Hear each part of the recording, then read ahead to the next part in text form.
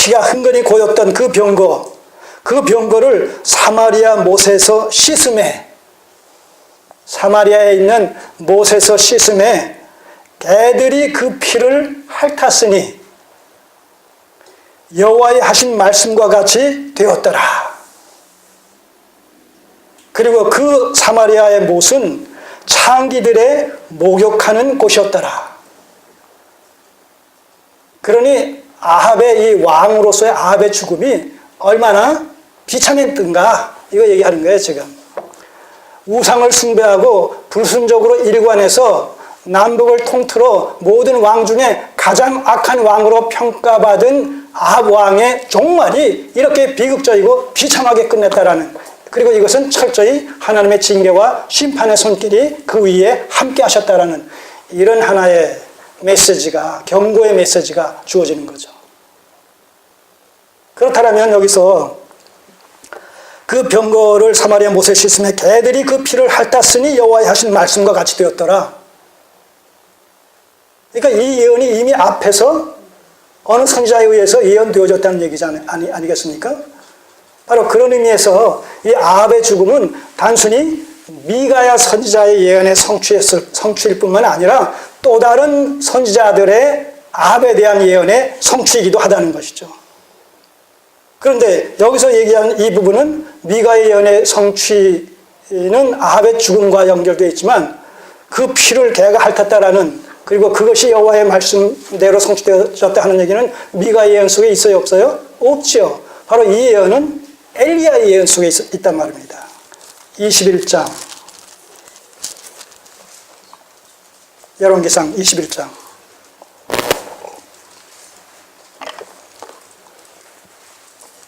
이 열왕기상 21장은 나봇의 포도원 사건이에요.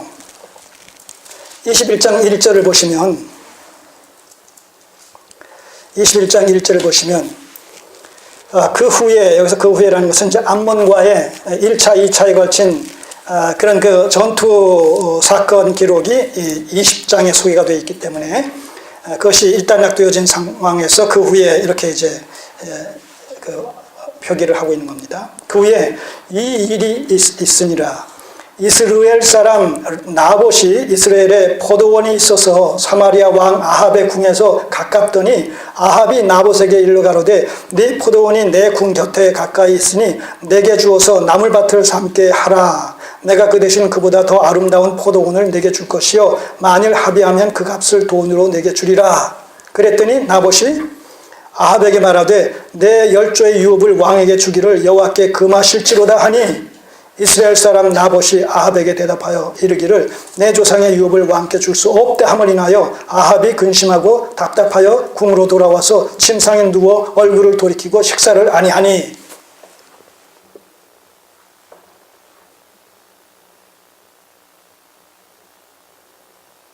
일개 백성의 이런 포도원이 탐이 나가지고 이 아합 왕이 제안을 했다가 거절당하자 거기서 마음이 상해가지고 어린애같이 근심하고 답답하여 궁으로 돌아와서 침상에 누워 얼굴을 돌이키고 식사를 아니하니라. 여기서 이 아합의 어떤 그 욕심, 탐욕 이런 것을 우리가 보게 되는 것이죠.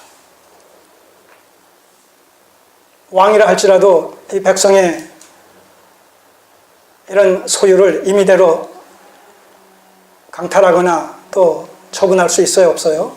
없죠, 이스라엘 역사 속에서는. 왜냐하면 그 땅은 하나님의 기업이기 때문에, 하나님의 소유요, 하나님께서 하나님의 백성들에게 기업으로 분배해 준 것이기 때문에, 그리고 그 분배한 기업은 영원히 이것은 타인에게 돌아갈 수가 없는 거죠. 원리적인 측면에서. 왜요? 해마다 50년, 희년째가 되면 뭐예요?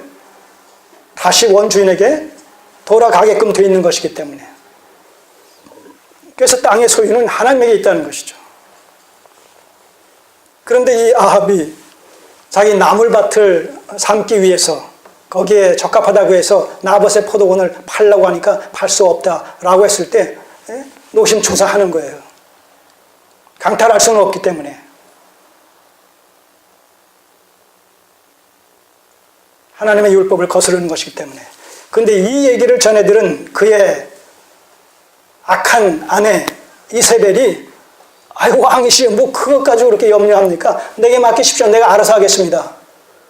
이래가지고 그 지역 장로들을 불러가지고 밀서를 넘기는 거예요. 그 밀서에는 뭐라고 써있냐면 거짓 증인을 세워가지고 모함을 하게 하는 것이죠. 하나님과 왕을 나봇이 저주했다라고 그렇게 거짓 증언을 시킴으로 말미암아 그를 정죄하고 그를 죽이라는 거예요. 그런 내용이 그 다음의 내용에 쭉 소개가 되어 있습니다. 10절 보시면 9절 보시면 그 편지 사연에 이르기를 금식을 선포하고 나봇을 백성 가운데 높이 앉힌 후에 비류 두 사람을 그 앞에 마주 앉히고 저에게 대하여 증거하기를 네가 하나님과 왕을 저주하였다 하게 하고 곧 저를 끌고 나가서 돌로 쳐 죽이라 하였더라. 그 성 사람 곧 그 성에서 사는 장로와 귀인들이 이세벨의 부흥부 곧 저가 자기들에게 보낸 편지에 쓴 대로 하여서 금식을 선포하고 나봇을 백성 가운데 높이 앉히고 그렇게 해서 죽여버렸다는 거예요. 그리고 나서는 뭐라고 얘기합니까? 15절 이세벨이 나봇이 돌에 맞아 죽었다 함을 듣고 아합에게 이르되 일어나서 그 이스라엘 사람 나봇이 돈으로 바꾸어 주기를 싫어하던 포도원을 취하소서 나봇이 살아있지 아니하고 죽었나이다. 얼마나 악한 여인입니까? 이런 아내로 말미암아 이 아합이 우상 숭배자가 되고 이스라엘 전체가 우상 숭배의 나라가 되고 역대 그 어느 왕보다도 가장 악한 왕으로 그렇게 평가받는 왕이 되어져 버렸다는 것이죠. 자, 17절 여호와의 말씀이 디셉 사람 엘리야에게 임하여 가라사대 너는 일어나 내려가서 사마리아에 거하는 이스라엘 왕 아합을 만나라. 저가 나봇의 포도원을 취하러 그리로 내려갔나니 너는 저에게 말하여 이르기를 여호와의 말씀이 네가 죽이고 또 빼앗느냐 하셨다 하고 또 저에게 이르기를 여호와의 말씀이 개들이 나봇의 피를 핥은 곳에서 개들이 내 피 곧 내 몸의 피도 핥으리라 하셨다 하라. 자, 이렇게 나봇을 욕심의 발로로 무참히 죽여버린 이런 이세벨과 아합의 죄를 동일시 여겨서 하나님께서는 이 아합의 죽음과 더불어 그 피를 개들이 핥을 것이다.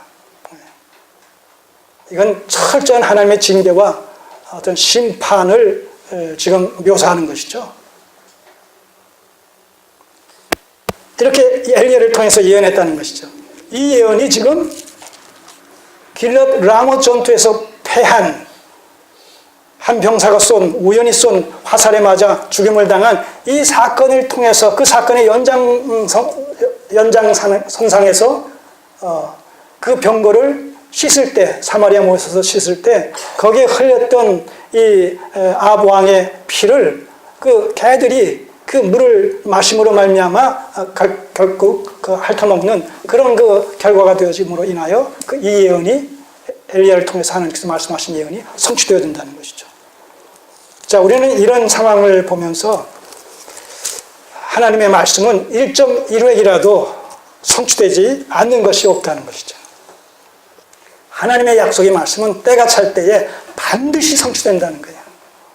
세상 역사는 인간들에 의해서 좌지우지 되어지는 것 같지만 궁극적으로 하나님께서 그들을 통해서 하나님의 구속사를 이루시는 일에 다 선용될 뿐이다.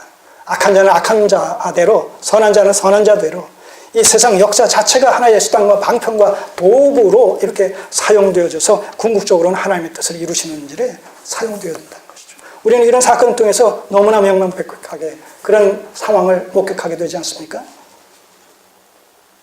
오늘 우리가 살고 있는 현실도 이런 살아계신 하나님의 역사의 주관자가 되시는 살아계신 하나님의 섭리에서 벗어나지 않는다는 얘기.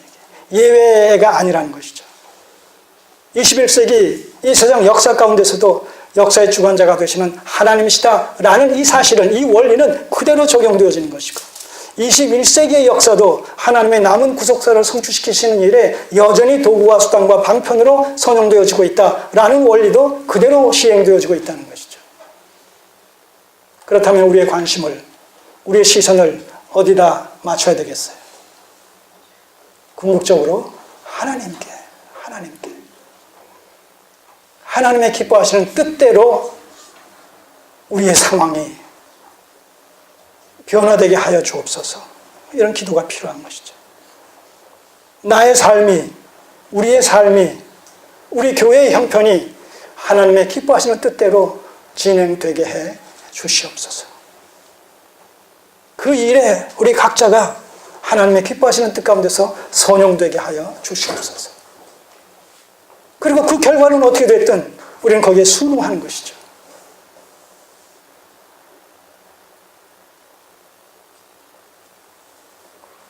바로 이 만사와 만물의 주관자, 역사의 주관자가 되신 하나님이 우리에겐 누구라고요?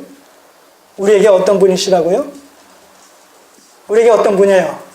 아버지가 되신다는 거예요. 아버지가. 우리는 그분의 자녀이고, 이러한 사실들이, 이러한 관계가 좀 더 실감 있게, 사실적으로, 현실적으로 우리에게 이해되어지고 인식되어지고 우리의 삶의 현장 속에 적용되어졌으면 좋겠어요. 그렇다면 우리가 어떤 상황, 어떤 환경에 있다선 칠지라도 낙심하거나 좌절하기보다는 하나님의 도우심을 구하며 또 하나님께서 함께해 주실 것을 믿고 확신하면서 믿음으로 넉넉히 하나님의 때를 기다리게 되지 않겠습니까?